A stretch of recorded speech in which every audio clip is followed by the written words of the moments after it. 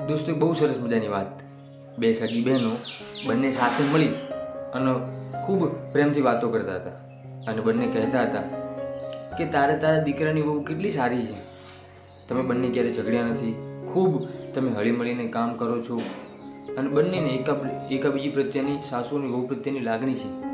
જ્યારે મારા દીકરાની વહુ કંઈ કામ કરે નહીં, નાની નાની વાતે ઝઘડ્યા કરે, લાગણી જેવું તો એના મનમાં રતિભાર પણ નથી, તો હું તો ખૂબ કંટાળી ગઈ છું. ત્યારે એની નાની બેન એને કહે છે કે પરિવારની સુખ અને શાંતિ માટે આ હું જે કોઈ એક સૂત્ર એક ધ્યાન રાખજે.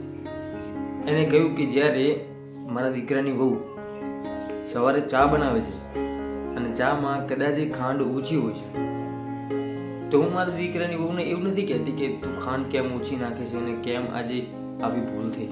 હું એને એમ કહું છું કે મને થોડી ખાંડની ટેવ વધારે છે, તો મને થોડી એક્સ્ટ્રા ખાંડ આપી દે, એમ કરીને હું જવા દઉં.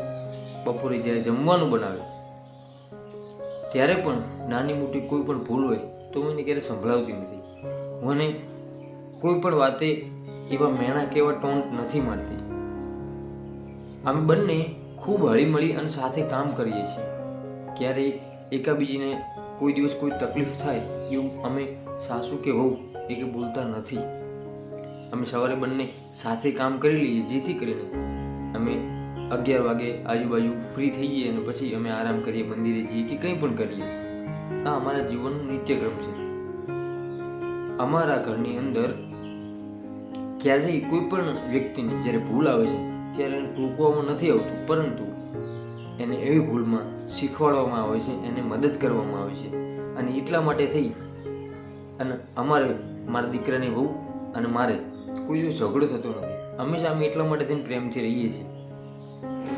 દોસ્તો, આખી વાત આપણને એક શીખ ચોક્કસ આપે છે કે કદાચ આપણા ઘરમાં જો આવી તકલીફો થતી હોય, આવા ઝઘડા થતા હોય, નાની મોટી વાતમાં તકરાર થતી હોય, તો જો ઘરના બધા સભ્યો સમજી જાય, ખૂબ પ્રેમથી, ખૂબ હેતથી અને ખૂબ સ્નેહથી સમજી અને ક્યારેય ઘરના કોઈ પણ સભ્યને ટોન્ટ ના મારે, ભૂલ આવે ત્યારે એ ભૂલમાંથી કંઈક નવું શીખવાડે, કંઈક નવું શીખે, તો હું નથી માનતો કે ક્યારેય કોઈ પરિવારની અંદર નાની મોટી તકરારો થાય, નાના મોટા ઝઘડા થાય કે કોઈ પણ પ્રકારે કોઈ ઇસ્યુ બને. આ એક નાના વિડીયોમાંથી આપણે શીખવા જેવું છે.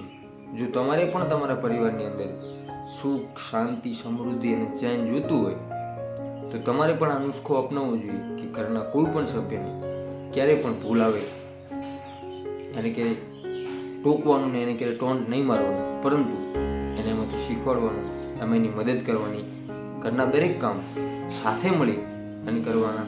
કદાચ એ ઘરનો કોઈ પણ વ્યક્તિ સભ્ય પ્રોબ્લેમમાં હોય ત્યારે એની મદદ કરવી. આવું કરીશું તો પારિવારિક પ્રેમ જળવાશે, અધરવાઇઝ પરિવારની અંદર નાના મોટા ઝઘડાઓ રહેશે. તમારે તમારો પરિવાર સુખી શાંતિથી ચેનથી રહેવું છે કે ઝઘડા કરવા છે પરિવારની અંદર, એ તમારી પર ડિપેન્ડ છે. દોસ્તો, આ વાત જો સાચી લાગી હોય તો વિડીયોને લાઈક કરજો, એક સરસ મજાની મસ્ત કોમેન્ટ કરી દેજો અને આવા જ બીજા સરસ મજાના વિડીયો જોવા માટે આપણી યુટ્યુબ ચેનલ હું અને મારી વાતોને સબસ્ક્રાઈબ ચોક્કસથી કરજો. ફરીથી મળીશું એક નવા વિડીયો સાથે, એક નવા જ અંદાજમાં. ત્યાં સુધી દરેક દોસ્તો, દરેક મિત્રને જય સીતારામ.